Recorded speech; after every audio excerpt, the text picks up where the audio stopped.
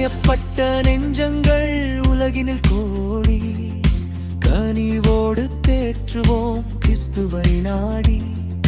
பகையும் பிரிவினையும் மாற்றும் மருந்தாக, சமாதான காரணராய் நாமே மாற.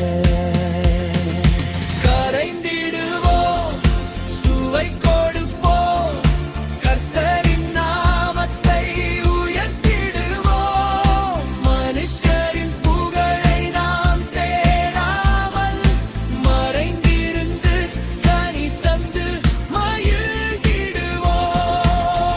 பூமியின் உப்பு நாம், இயேசுவின் சாட்சி நாம்.